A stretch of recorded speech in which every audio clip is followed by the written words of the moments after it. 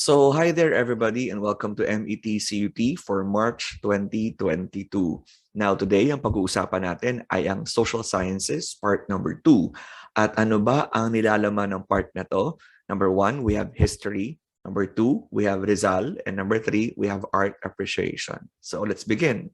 Let's start with question number 1. Teka lang hindi ko makita yung cursor. So let's start with question number 1. This treaty stipulates provisions that divide the world between Portugal and Spain. And here are the options. A, Paris. B, Geneva. C, Tordesillas. Or D, Lisbon. So I think immediately we can remove letter D because wala naman talagang treaty na naganap sa Lisbon. So out na agad ang letter D. So Paris naman, Treaty of Paris, as we all know, is between the US and Spain at dito pinagdesisyonan ang hinaharap ng Pilipinas. So hindi rin ito yung tamang sagot. Letter B, the Geneva Convention would have a lot of treaties inside it, pero we have to remember na ito ay naganap after World War II. At karamihan ng mga treaties sa convention na ito ay tungkol sa mga humanitarian acts during the war. So clearly, my dear friends, for question number 1, the answer is the Treaty of Tordesillas. And we have to remember that during those times, talagang dalawa ang superpowers nun, Portugal at ang Spain. Kaya naman pinagatian nila ang New World.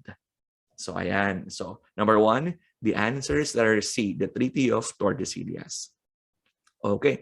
Number 2, sabi dito, the 5 ships of Magellan's voyages were Trinidad, San Antonio, Concepcion, Victoria, and Blanc. Now, I think in part number 1 of this video, Sir Noy was able to mention that one of the difficulties in this particular subject is that you need to memorize a lot of names, a lot of dates. So talagang kailangan pag soksay, medyo sharp ang memory mo. Like in this one, ano nga ba yung panglima na hindi na isama dun sa tanong? Now, my dear friends, in here, the answer is Santiago. Ang isa pang barko na ginamit sa voyage ni Magellan ay ang Santiago. Okay, so Trinidad, San Antonio, Concepcion, Victoria, and Santiago. Okay, number 3. This was considered as the highest court of justice in the country during the Spanish regime. Is it A, Supreme Court, B, the Royal Audiencia, C, the Papal Court, or D, Obras Pias? Now, mga kaibigan, tingin ko, letter D must be out of our options already because Obras Pias was a charitable institution during the Spanish regime. So, out na siya dyan. So, tatlo na lang. Supreme Court, Royal Audiencia, or the Papal Court. Pero hindi din pwedeng C kasi I think during that time, kahit hindi masyadong obvious, talagang merong distinction dapat between the state and the church. So, out na rin yung the Papal Court. So, A or B? Well, my dear friends, this is quite tricky kasi nga ngayon, we call it the Supreme Court. Ito na yung pinakamataas na korte sa ating bansa. Pero mga kaibigan, in the Spanish regime, they don't call it Supreme Court yet. Ang tawag nila doon ay ang Royal Audiencia or Royal Audiencia. So my dear friends, in number 3, the answer is, of course, letter B. O tandaan natin yan ha. Okay, number 4. The Mickey Mouse money was used during the blank occupation. Is it A, the British, B, the Japanese, C, American, or D, Spanish? Siyempre, hindi British at hindi rin Spanish. So, dalawa lang ang top choices natin dito. It's either American or Japanese. Now, Mr. Padilla, bakit American? Because as we all know, Mickey Mouse is an American character. Like si Walt Disney, di ba? Siya yung gumawa kay Mickey Mouse. Kaya isipin mo, ito ay American. Pero my dear friends, ang tamang sagot dito is Japanese. Tinawag siyang Mickey Mouse money kasi parang talaga siyang laruan. Parang wala siya halos value. At ito yung mga notes na or yung mga currencies na in-issue during the Japanese occupation. Diba? And I think maraming mga bagay-bagay talaga nga lumalabas about the Japanese occupation. Aside from the Mickey Mouse money, we also have to remember that the Japanese regime or the government during the Japanese regime was called the Puppet Republic, di ba? And yun yung mga kailangan tandaan natin tungkol sa Japanese occupation. Anyway, but in this question, the answer is the Japanese occupation. So, question number 5 tayo. This Philippine president introduced the policy Philippines 2000, which aims to make the Philippines a highly industrialized country by the year 2000. So out na dito yung mga pangulo na hindi naman inabot na yung o hindi sila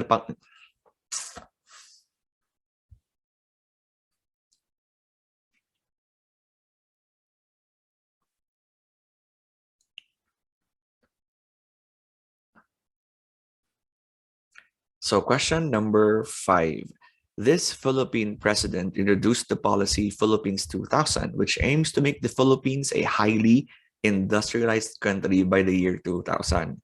So dito, ang mga pagpipilian is it A. Corazon Aquino, B. Joseph Estrada, C. Fidel Ramos, or D. Gloria Arroyo. So tingin ko out na dyan si Gloria Arroyo because she became president in the year 2001. Out na rin si Aquino kasi I think she ended her term in the year 1992. So we have top two choices, si Fidel Ramos or si Estrada. Fidel Ramos nagtapos ang kanyang presidency in the year 1998.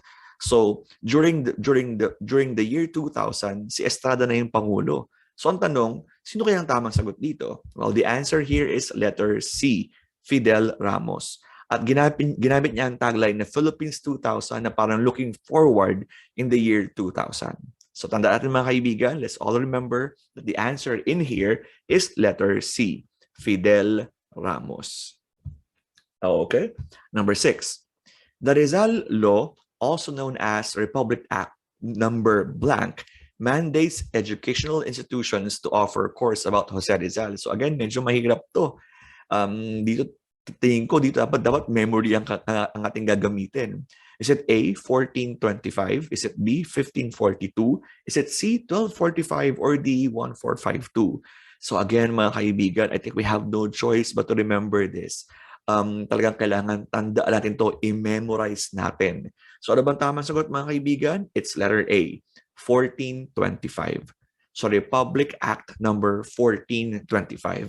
At ano bang ginagawa nito? Sinasabi dito na kailangan ituro ang Rizal course sa Pilipinas. So again, 1425. Okay, number 7. He is the only older brother of Jose Rizal. He also became a general during the war. Is it A. Pasiano, B. Luciano, C. Jose, or D. Francisco? Now, actually, dalawa lang silang lalaking magkapatid sa kanilang pamilya.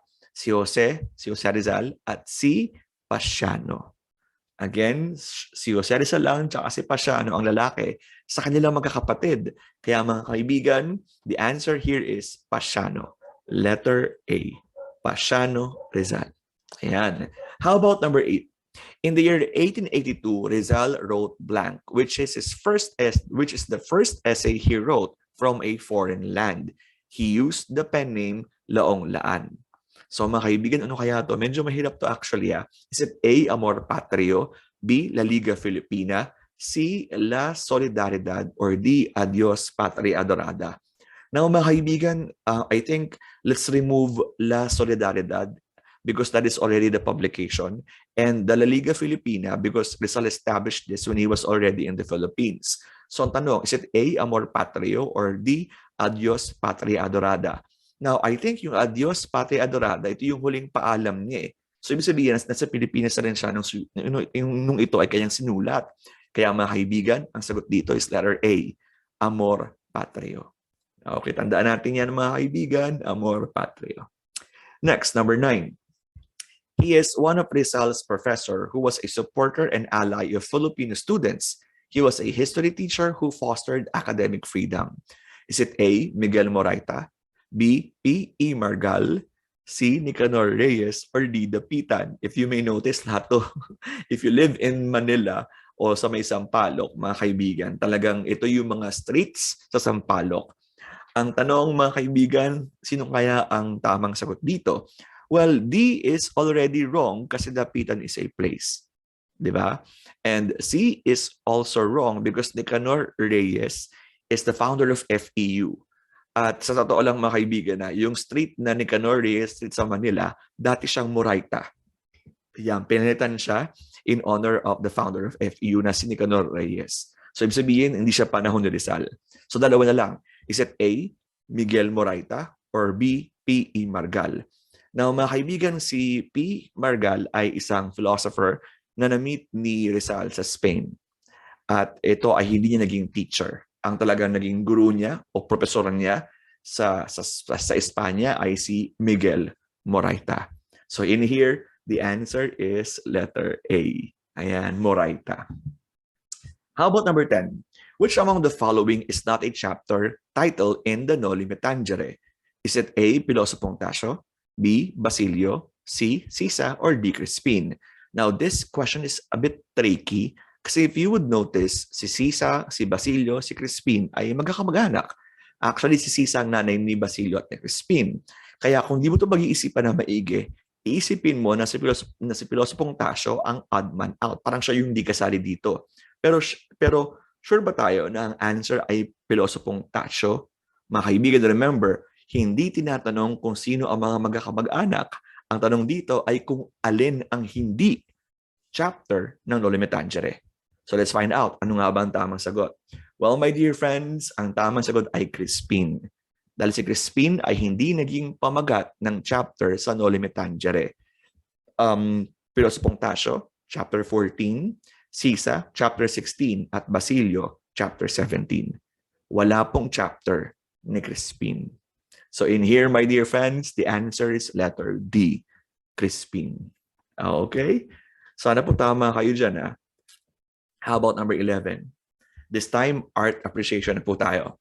This artistic period was described as the revival of the Greco-Roman art, literature, and philosophy. Is it A, Renaissance? Is it B, prehistoric art? C, ancient art? Or D, classical art? Now, mga kaibigan, when we say prehistoric art, ito po yung panahon. Actually, parang ito yung panahon bago ang classical art. Ito yung panahon kung saan hindi pa talaga sinasabing civilized yung ibang parts ng Western world. Ayan. So, di siya yung sagot. Hindi rin pwede maging ancient art. So, ang top two choices niyan is Renaissance and classical art. Now, let's talk about classical art. To be technical about it, my dear friends, when we say classical art, it pertains to the art of the Greco-Roman antiquity.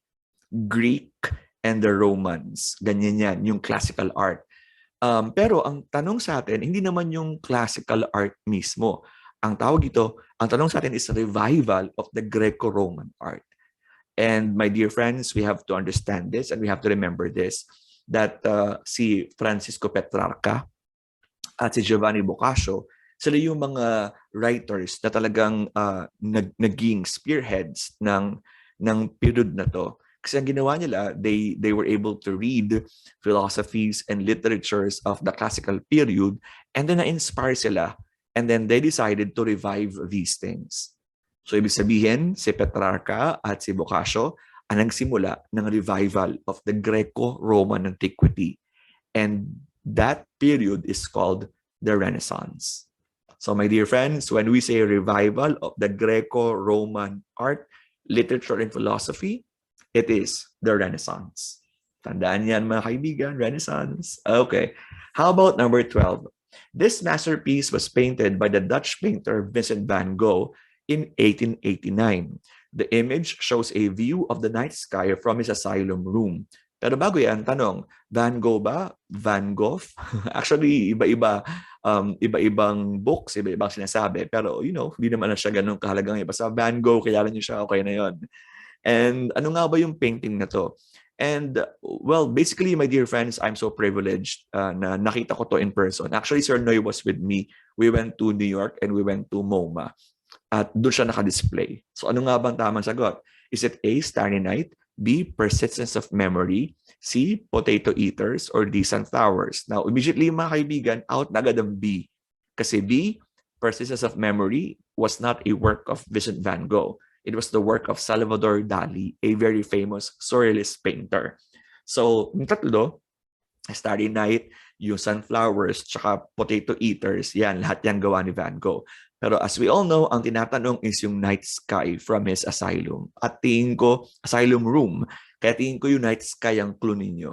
Kaya naman mga kaibigan, the answer is Starry Night, letter A.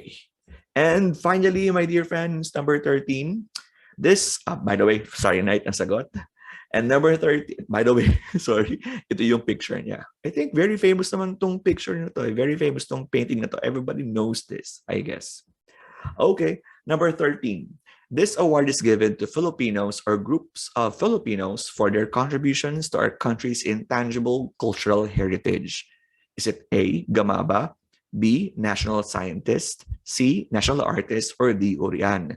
Now, mga kaibigan, ang Urian ay ginagawad sa mga pelikula. Ito ay mga films, mga kaibigan. So, out na yung Urian. National Scientist, as the name would suggest, mga kaibigan, ito yung tukol sa science. So, dito about cultural heritage.